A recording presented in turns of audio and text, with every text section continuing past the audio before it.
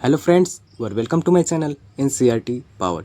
इस वीडियो में हम लोग रीडिंग करेंगे इतिहास कक्षा 6 का प्रथम अध्याय प्रारंभिक कथन क्या कब कहाँ और कैसे, यानी आरंभिक जीवन की शुरुआत कैसे हुई।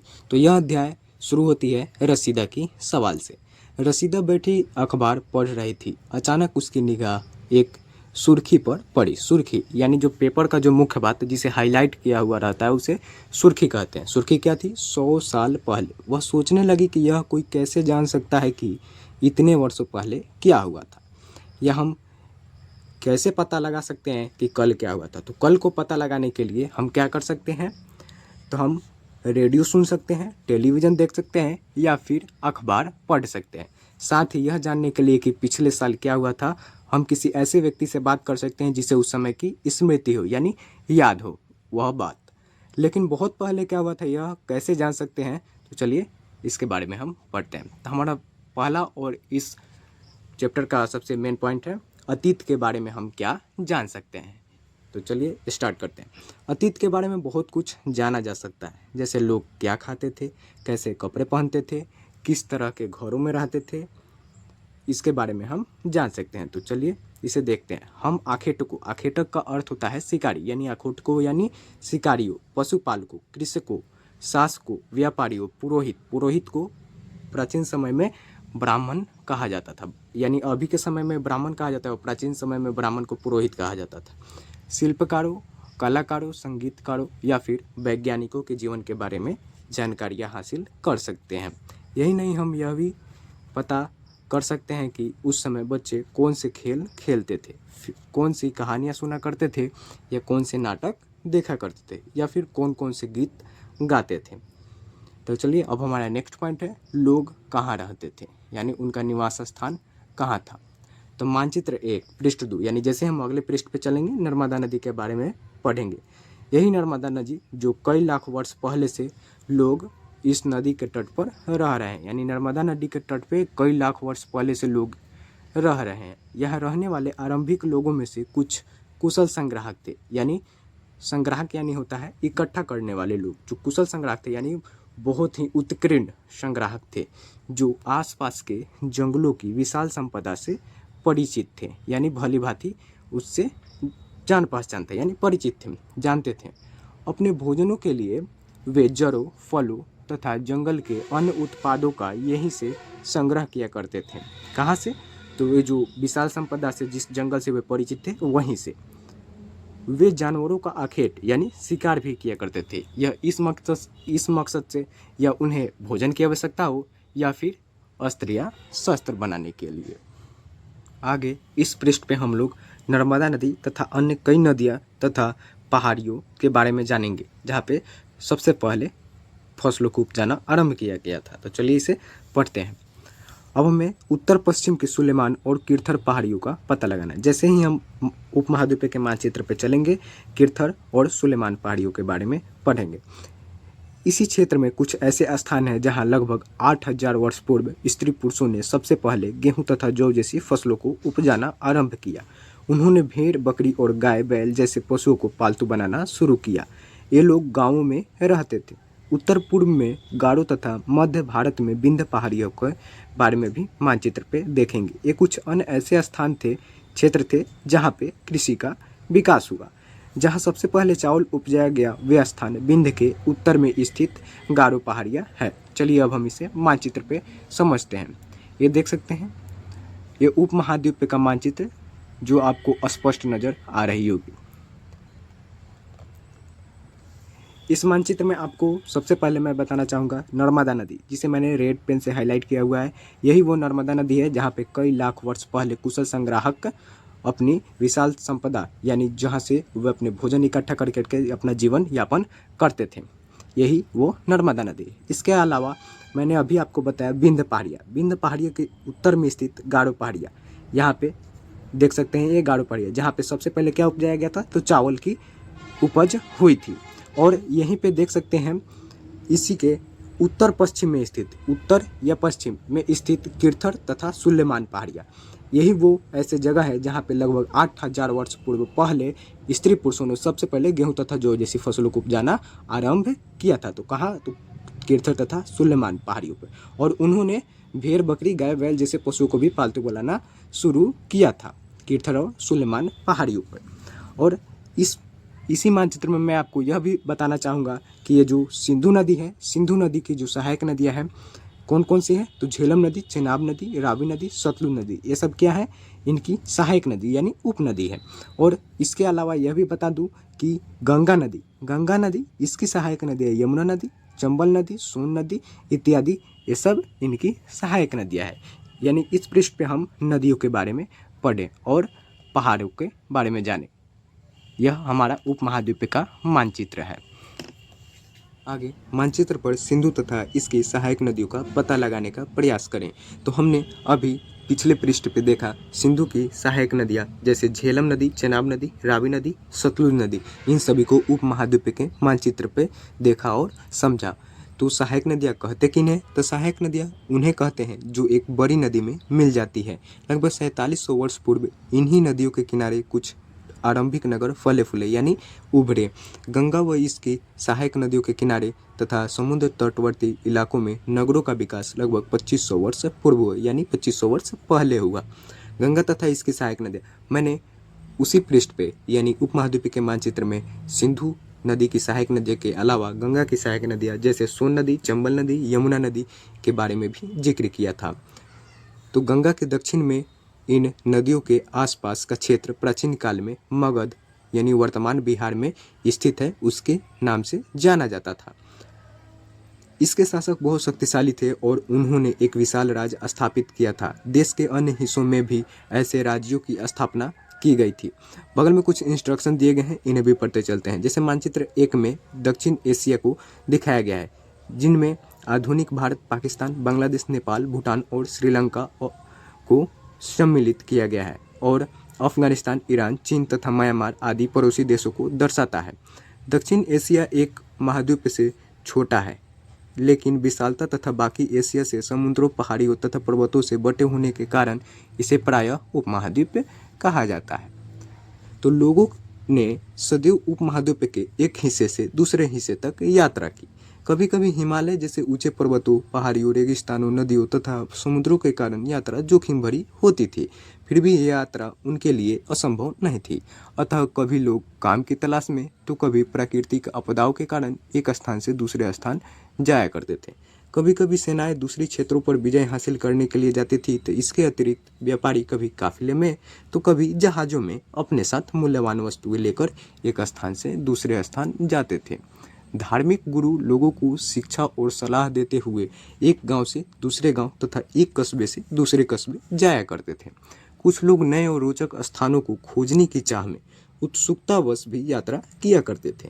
इन सभी यात्राओं से लोगों को एक दूसरे के विचारों को जानने का अवसर मिला है। नेक्स्ट है पहाड़ियाँ, पर्वत और समुद्र इस उपमहाद्वीप की प्राकृतिक सीमा का निर्माण करते हैं, जिसे हमने मानचित्र 1 में देखा उपमहाद्वीप के मानचित्र पे। हालांकि लोगों के लिए इन सीमाओं को पार करना आसान नहीं था। जिन्होंने चाहा वे वैसा कर सके। वे पर्वतों की ऊंचाई को छू सके तथा गहरे समुद्रों को पार कर सके। उपमहाद्वीप के बाहर से भी कुछ लोग यहाँ आए और यहीं बस गए। लोगों के आवागमन ने हमारी सांस्कृतिक परंपराओं को समृद्ध किया। कई सौ वर्षों से लोग पत्थर को तराशने, संगीत रचने और यहाँ तक कि भोजन बनाने के नए तरीकों के बारे में एक दूसरे के विचारों को अपनाते रहे। नेक्स्ट पॉइंट है देश के नाम।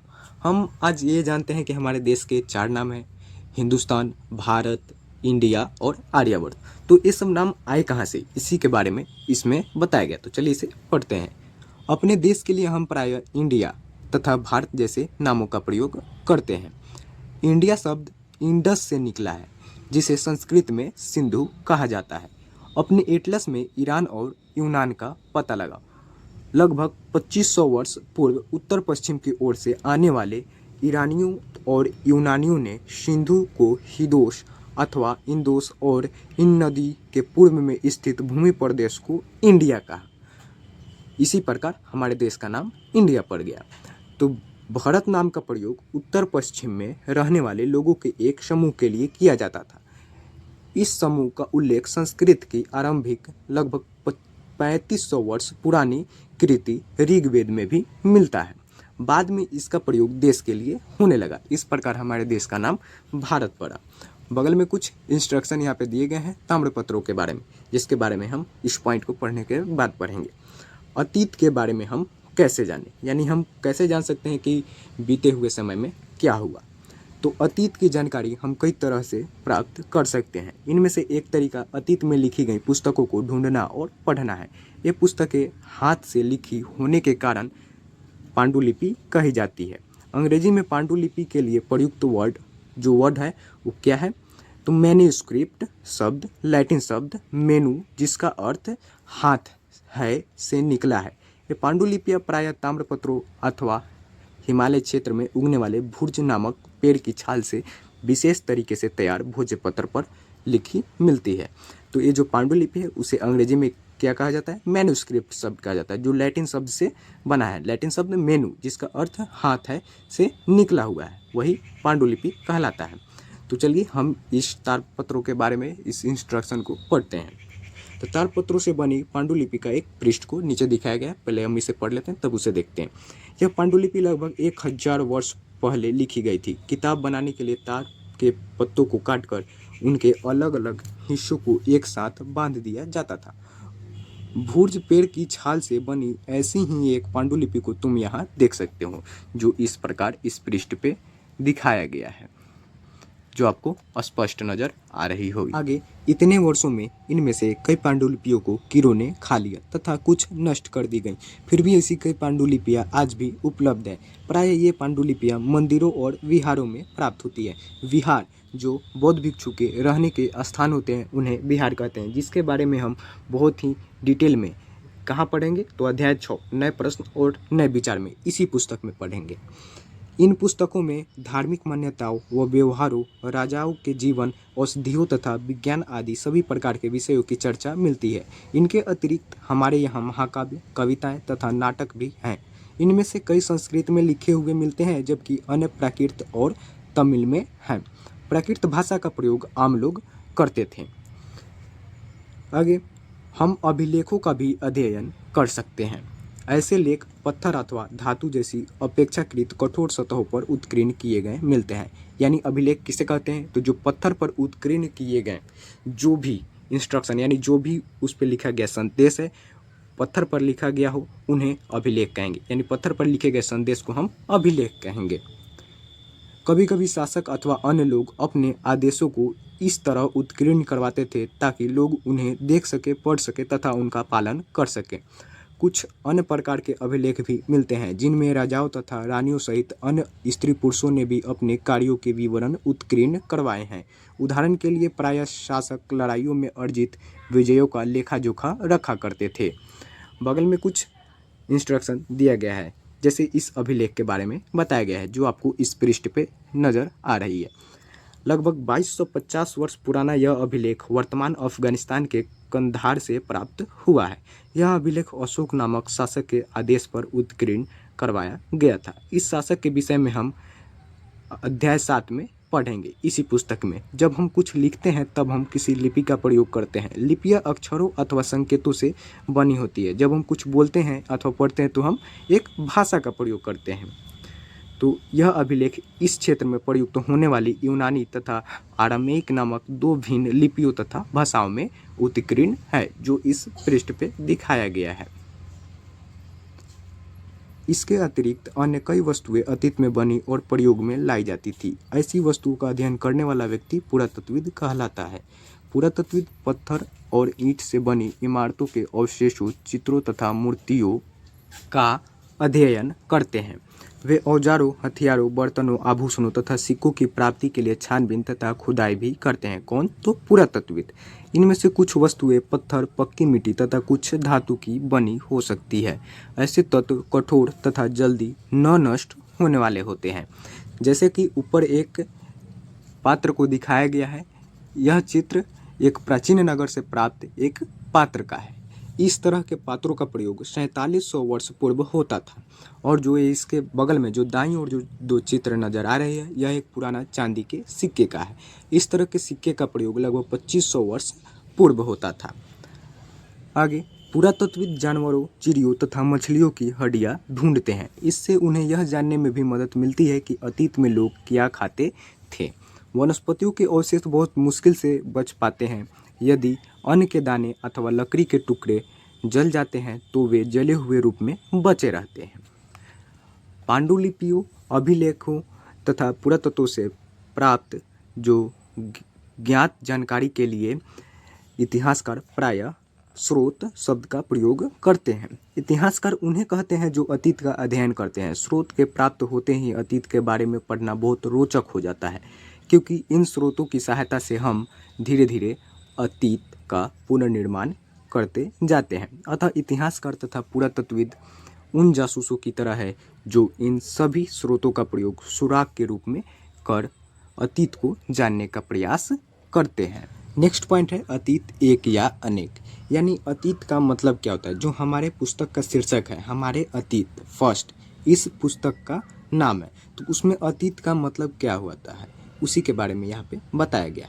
तो यहाँ अतीत शब्द का प्रयोग बहुवचन के रूप में किया गया है। ऐसा इस तथ्य की ओर ध्यान दिलाने के लिए किया गया है कि अलग अलग समूह के लोगों के लिए इस अतीत के अलग अलग मायने थे। उदाहरण के लिए पशुपालकों अथवा कृषकों का जीवन राजाओं तथा रानियों के जीवन से तथा व्यापारियों का जीवन शिल्पकारों के जीवन से बहुत भिन्न था। जैसा कि हम आज भी देखते हैं, उस समय भी देश के अलग अलग हिस्सों में लोग अलग अलग व्यवहारों और रीति रिवाजों का पालन करते थे। उदाहरण के लिए आज अंडमान द्वीप के अधिकांश लोग अपना भोजन मछलियाँ पकड़कर, शिकार करके तथा फल फूल के संग्रह द्वारा प्राप्त करते हैं। इसके विपरीत शहरों में रहने वाले लोग खाद्य आपूर्ति के लिए अन्य व्यक्तियों पर निर्भर करते हैं। इस तरह के भेद अतीत में भी विद्यमान थे। इसके अतिरिक्त एक अन्य तरह का भेद है। उस समय शासक अपनी विजयों का लेखा जोखा रखते थे। यही कारण है कि हम उन शासकों तथा उनके द्वारा लड़ी जाने वाली लड़ाइयों के बारे में काफ़ी कुछ जानते हैं, जबकि शिकारी, मछुआरे, संग्राहक, कृषक अथवा पशुपालक जैसे आम आदमी प्रायः अपने कार्यों का लेखा जोखा नहीं रखते थे। तो पुरातत्व की सहायता से हमें उनके जीवन को जानने में मदद मिलती है। हालांकि अभी भी इनके बारे में बहुत कुछ जानना शेष है। नेक्स्ट पॉइंट और सबसे इम्पोर्टेंट पॉइंट, तिथियों का मतलब। जैसे कि हम तिथि में ई पूर्व या ई यानी ईसा पूर्व या ईसवी का जो प्रयोग करते हैं उसके बारे में हम यहाँ डिटेल में पढ़ेंगे। चलिए इसे पढ़ते हैं।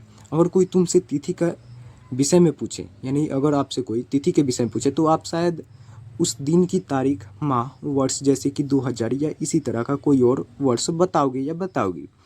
वर्ष की यह गणना ईसाई धर्म प्रवर्तक ईसा मसीह के जन्म की तिथि से की जाती है।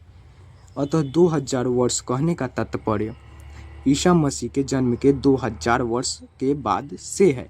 ईसा मसीह के जन्म के पूर्व की सभी तिथियां ई पूर्व यानी ईसा से पहले, ई पूर्व का अर्थ ईसा से पहले के रूप में जानी जाती है। इस पुस्तक में हम 2000 को अपना आरंभिक बिंदु मानते हुए वर्तमान से पूर्व की तिथियों का उल्लेख करेंगे। नेक्स्ट और लास्ट पॉइंट, इतिहास और तिथियां। अंग्रेजी में बीसी, हिंदी में ई पूर्व यानी ईसा पूर्व का तात्पर्य बिफोर क्राइस्ट, ईसा पूर्व होता है।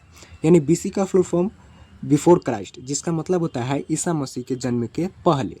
कभी कभी तुम तिथियों के पहले एडी यानी हिंदी में ई, एनो डोमिनी जिसका मतलब होता है ईसवी, लिखा पाती हो। यह एनो डोमिनी नामक 2 लैटिन शब्दों से बना है तथा इसका तात्पर्य ईसा मसीह के जन्म के वर्ष से है। यानी एडी का अर्थ ईसा मसीह के जन्म के वर्ष से है। कभी कभी एडी की जगह सीई तथा बीसी की जगह बीसीई का प्रयोग होता है। सीई अक्षरों का प्रयोग कॉमन एरा तथा बीसीई का प्रयोग बिफोर कॉमन एरा के लिए होता है। हम इन शब्दों का प्रयोग इसलिए करते हैं क्योंकि विश्व के अधिकांश देशों में अब इस कैलेंडर का प्रयोग सामान्य हो गया। भारत में तिथियों के इस रूप का प्रयोग लगभग 200 वर्ष पूर्व आरंभ हुआ था। कभी कभी अंग्रेजी के बीपी अक्षरों का प्रयोग होता है जिसका तात्पर्य बिफोर प्रेजेंट यानी वर्तमान से पहले से है। मैंने इस अध्याय का पीडीएफ नोट्स लिंक के रूप में डिस्क्रिप्शन बॉक्स में डाल रखा है, जहां से आप इस अध्याय का पीडीएफ नोट्स डाउनलोड कर सकते हैं। यह मेरा खुद से बनाया हुआ पीडीएफ नोट्स है। तो धन्यवाद दोस्तों, इसी तरह बने रहे हमारे चैनल एनसीईआरटी पावर के साथ। और जाते जाते इस वीडियो को लाइक, सब्सक्राइब और अपने प्रियजनों, दोस्तों के साथी से शेयर करना ना भूलें। हमारी सोच आपकी सफलता। जय हिंद।